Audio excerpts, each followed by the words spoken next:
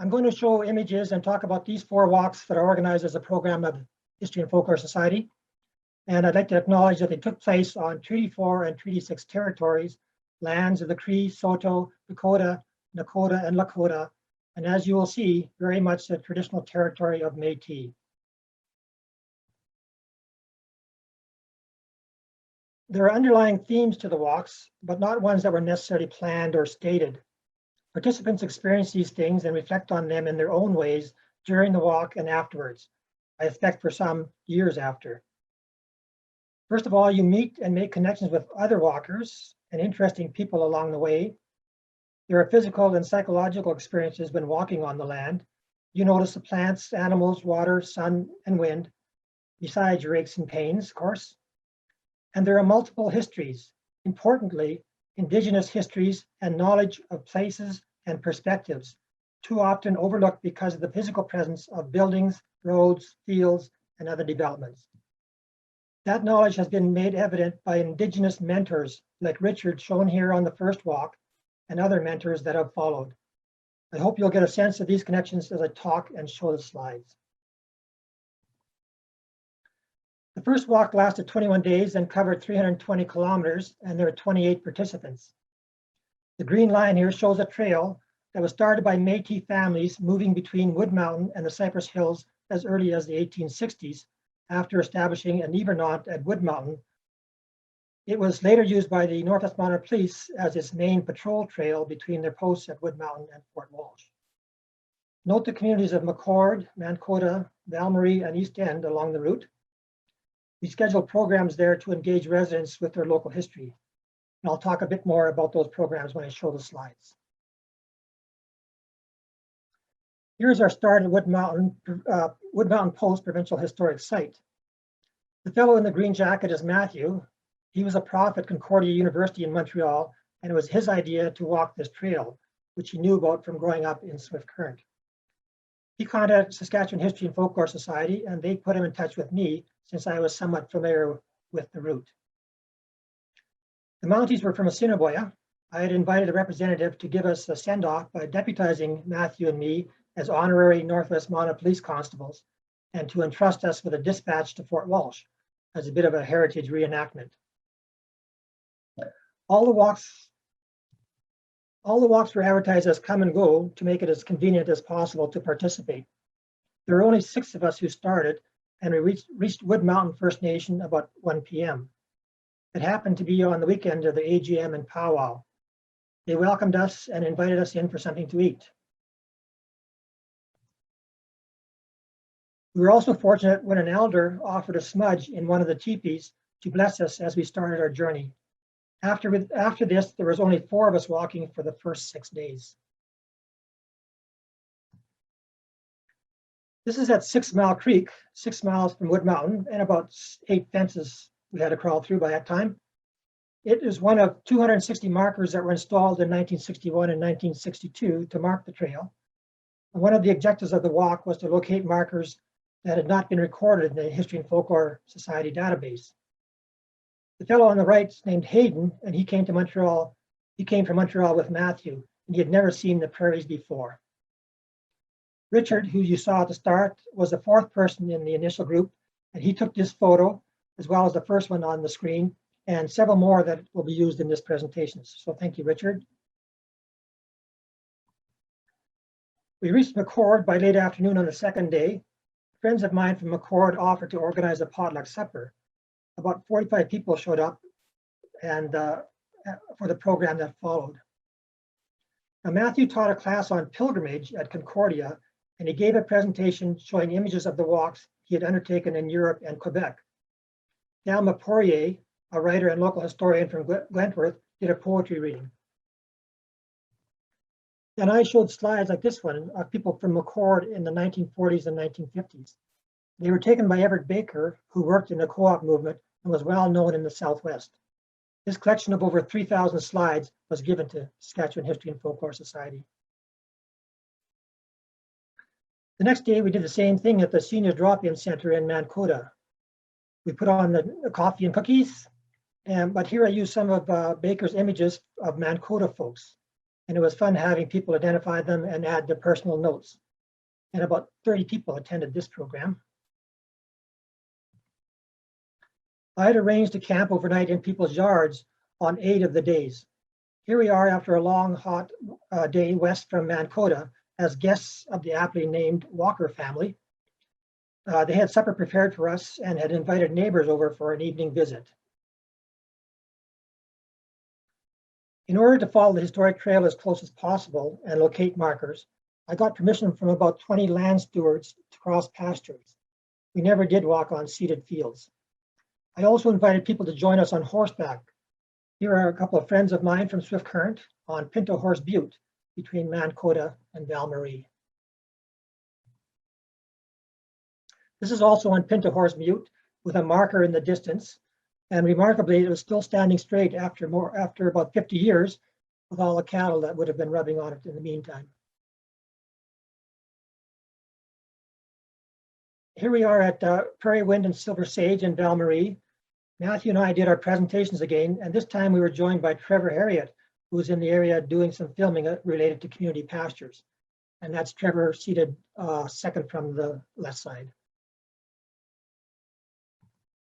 Trevor and his photographer and a handful of local folks joined us at the start of the next day as we crossed the Val-Marie community pasture. By the end of the day, there was just Matthew and myself, but that only lasted one more day until we were joined by others.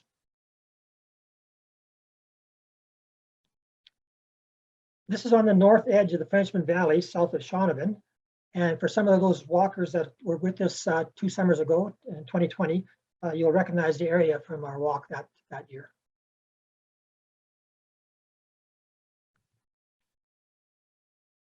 I mentioned Everett Baker, but I didn't tell you that it was his idea to mark the trail. Here is a Baker photo from 1961 showing the installation of a marker just west of the one in the previous slide. And as a bit of a side note, on behalf of History and Folklore Society, I organize volunteers to paint and repair these markers on a section of the trail twice every year. There was a lot of evidence of ranching history in the Frenchman Valley.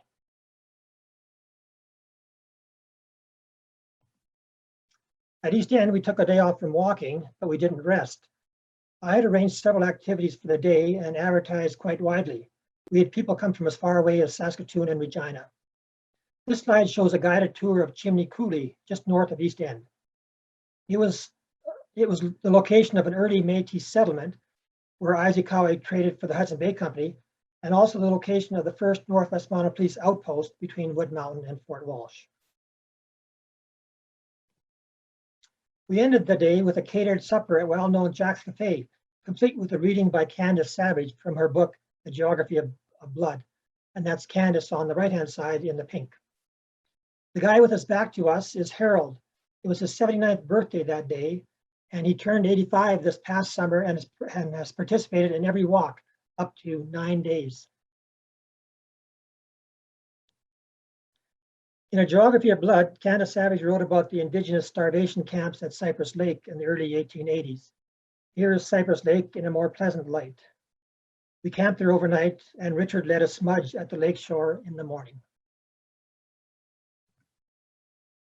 The following day, we walked a 6-mile stretch of pasture on the Cypress Hills bench. We got caught up in the approaching storm and sheltered in a low spot with thunder and lightning close overhead. It passed quickly, and we didn't get too wet. Here I am recording the location of a post later that afternoon. It's only about 4 miles southeast of Fort Walsh. You can see the old cart and wagon tracks from 140 or so years ago.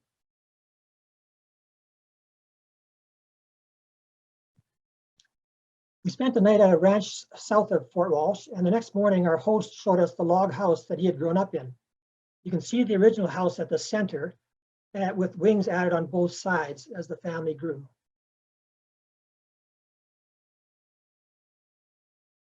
I had arranged for the staff at Fort Walsh to greet us, which they did in style, firing the cannon as a welcome.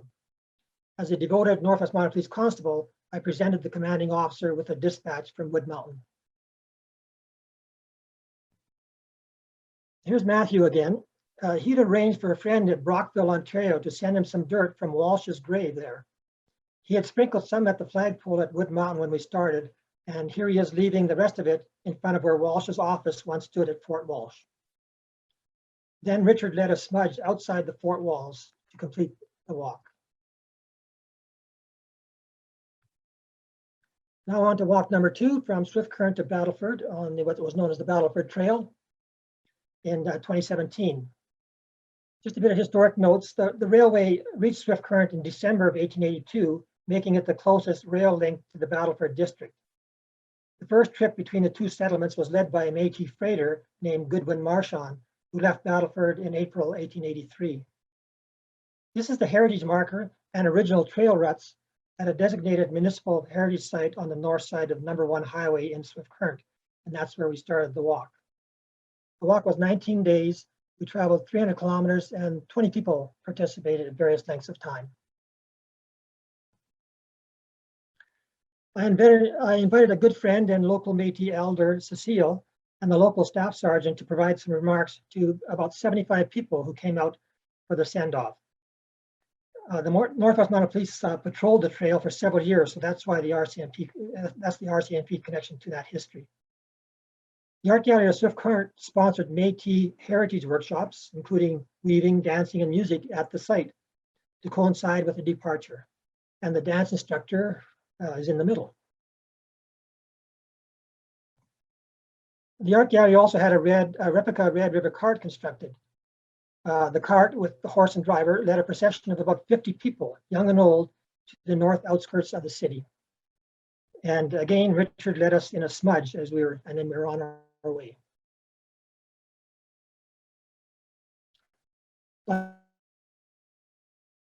That's where the trail crossed the river.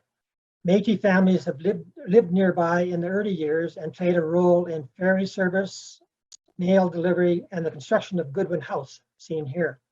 It now serves as staff offices and interpretive center for Saskatchewan Landing Provincial Park. On the north side of the valley, this grandfather was an occasion to offer tobacco.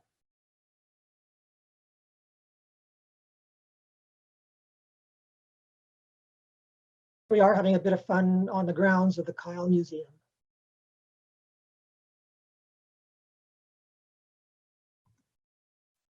Two days later, we reached Otter Springs, which is one of the overnight stops along the trail.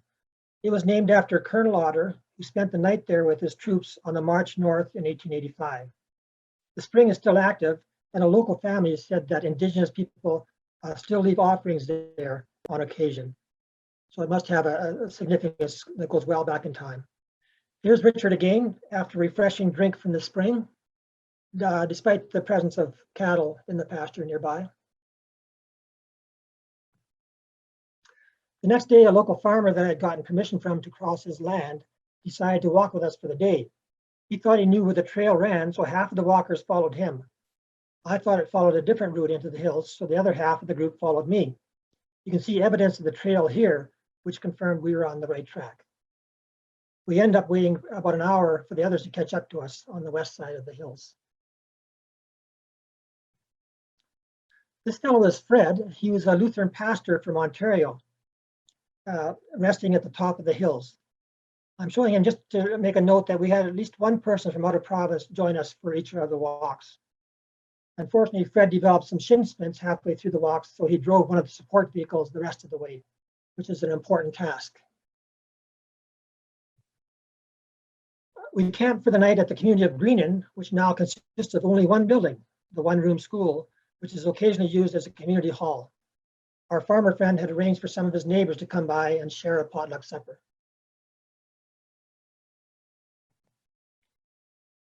And one day later, here we are with a nice view to the southeast in Fairview Community Pasture, which is in the Bad Hills.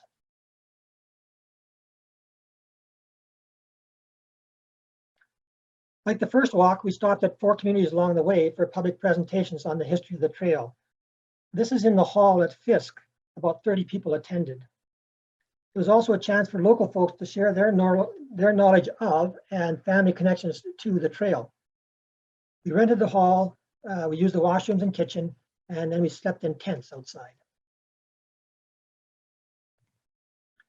At the end of day 9, we reached Herschel. It was the halfway point, and we took a day off to rest. We rented this very comfortable, fully furnished retreat house. We visited the Ancient Echoes Museum in Herschel, which has great exhibits and a nice coffee shop.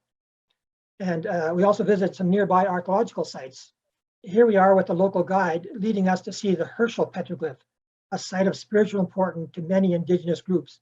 And our tour guide told us that this indigenous people come from the United States and Alberta to that site to pay their respects.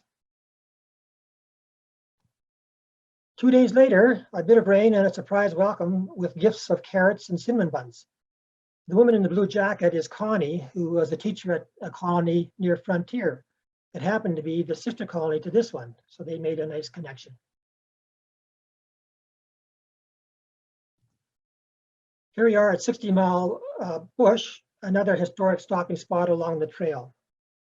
A Métis fellow named Mercier had accommodations for people and horses here, and Northwest Montana Police constables boarded there for a few years when they patrolled the trail after 1885. That's Matthew from Montreal on the right, and that's Ken from Regina on the left. He's not quite as sinister as he looks in this photo. He's a pretty nice guy.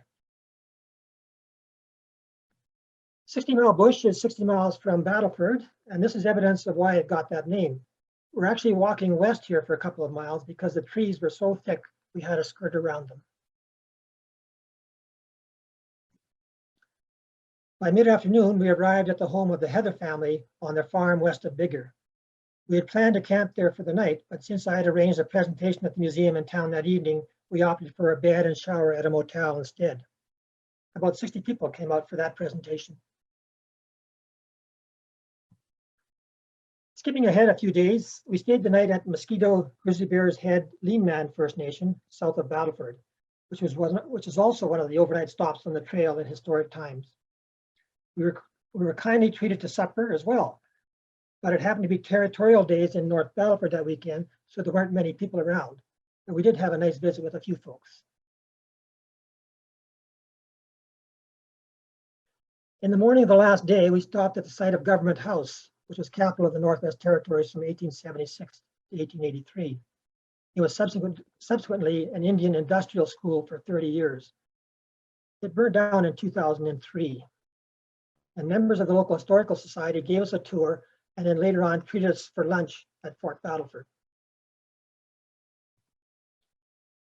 We arranged for some drummers and dancers at the fort to put a wrap on the walk.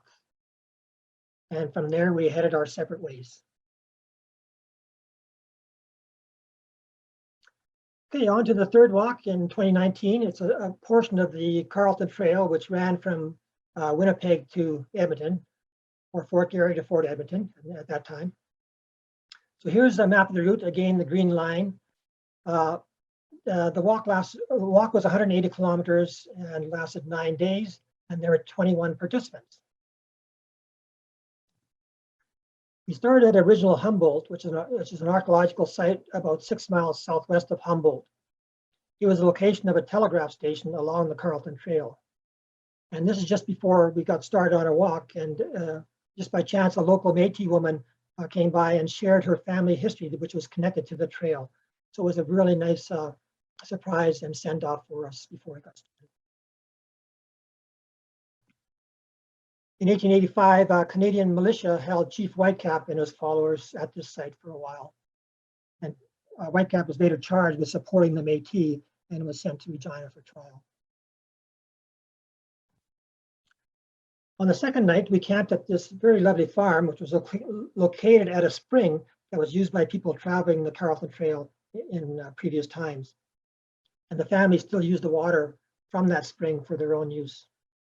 They were really great hosts, and it really, really shows that kind of gives a sense of the welcoming that we received through many of the walks, just, with complete strangers coming to your house, not knowing who was even coming. So it was a really great treat to have some families host us along the way.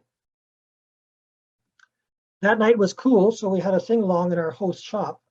He played the banjo in a local band, and Dave, the guitar player, is a singer-songwriter from Swift Current. He has walked for the past 4 years and often leads evening sing-alongs. We passed quite a few churches on this walk, and this is St. Laszlo on the next day, which is representative of the Hungarian settlement in the area. We stopped at Prudhoe for the next night. We visited the local museum, the church, and the cemetery, and enjoyed a great pizza and salad buffet at the town restaurant, which was catered just for us and some invited local folks.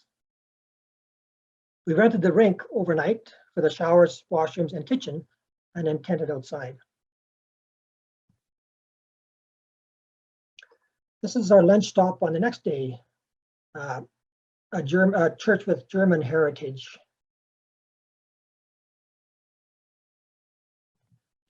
We camped at Alvina that night and took an evening drive west to Torrance Coulee, also known as the site of the 1885 Battle of Fish Creek.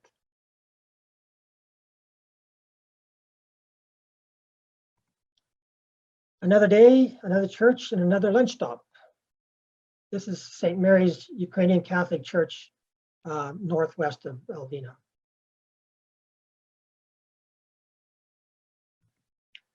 We camped that night at One Arrow First Nation powwow grounds. The following day, we stopped at Batoche for a short break, then continued north and crossed the river at the Saint Laurent Ferry. And here's a shot of Saint Laurent. Saint Laurent has a long history as a pilgrimage site. We stayed at the rectory, which you can see in the back there, with a morning fog coming over the South Saskatchewan River behind. And ground penetrating radar had been used to locate unmarked graves, which are since been marked with those metal crosses that you see there. I think Larry provided this photograph. Thanks, Larry. The next day, we stopped for lunch and a tour of the Duck Lake Interpretive Center.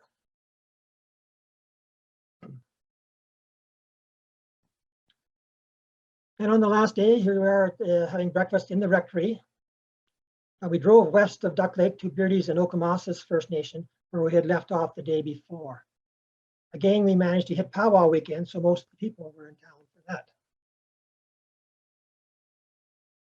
And along the road nearby, there's a National Historic Sites monument noting the Duck Lake Battle of 1885. A little further west, we stopped at Titanic Cemetery, which has mostly Métis names on the gravestones. And there was a church there at one time, but it has been demolished over the years. And heading west again for the last couple of miles to the fort.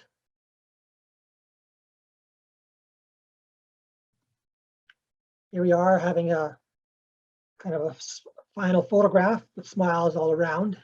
I guess because we're finished, but it also maybe because it's downhill from here to the fort. And here's a shot of the Fort Carleton.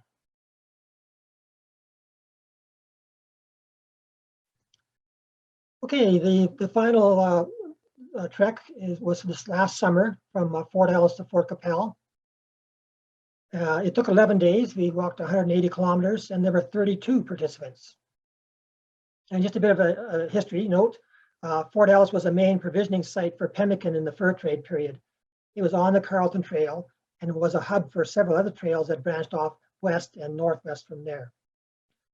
Just make a note of the four reserves on the south side of the valley there, because they became part of our activities during the walk as well, which you'll see in a second. We camped for 2 nights at St. Lazare, which is where the Capel River joins the Assiniboine and is close to the Fort Ellis site. Believe it or not, for those walkers, this happens to be Harold's tent. And we were greeted at the campground by Terry on the left here, who was president of the Métis local. He showed us around the Fort Ellis Interpretive Center on our second evening there. And then he and a Métis elder presented us with sashes at the Interpretive Center. They were very kind to us in many ways, so we really appreciate their. And okay, and this is the Fort Ellis site, which is on a terrace above the Assiniboine River. It's owned by the Nature Conservancy of Canada, and a community pasture adjoins it on the west side, which I got permission to cross. We had a smudge to begin the walk, led by Candace, who's standing there with a white shirt, whose home reserve is Kakawistaha along the Qu'Appelle Valley. So she was able to share some of her knowledge having grown up in the area. And just getting started out here, a bit of bush for the first 6 miles, then another 4 miles to the Manitoba-Saskatchewan border, where we ended the first day. The next stop was at Rokenville. We camped outside the rink for 2 nights and gave a donation for use of the facilities. Here we are on the first evening. Museum volunteers picked us up for a tour of the town and the museum, complete with fiddle music on the return ride. The next overnight was at Camp McKay on Round Lake, which is part of Ochapowace First Nation. It was the site of a residential school. And these were our hosts, a band counselor with her husband and grandkids. They made us supper, and Shelley talked about the residential school and some of the band's current economic initiatives. And in addition, she presented everyone with orange t-shirts as gifts. That was a nice surprise as well. And here's Dave glamping along the lakeshore. His van is known as Dave's Diner, as he has coffee brewing and the doors open first thing in the morning. At the end of the next day's walk, we drove a few miles to Cowessess.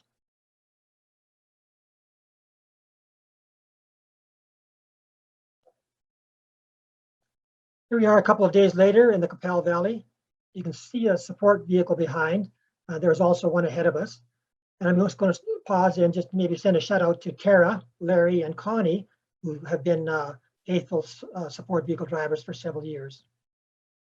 This is at the start of the day, so we're kind of grouped together. Usually we spread out a bit more once the walk gets going.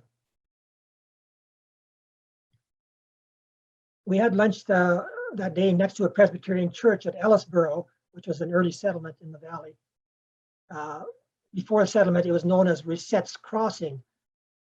Resette's Crossing, which was where the trail crossed to the north side of the Qu'Appelle River near here, which we did as well. Here's a group photo as we reached Katepo Lake with 1 day to go. In this photograph, there are folks from Regina, Saskatoon, Abernethy, Meota, St. Denis, Frontier, and Swift Current. We stayed 2 nights at Camp Monaghan on Katepo Lake, and on the last day we walked to La Brette, where we toured the museum and had lunch with local folks, which is part of a regular Friday program that they have in the community.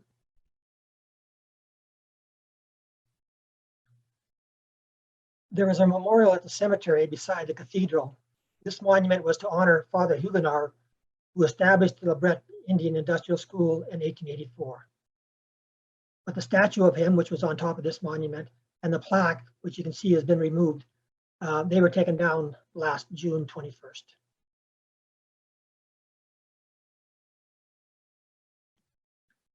At Fort Qu'Appelle, the walk ended at the site of the original Hudson Bay Company post.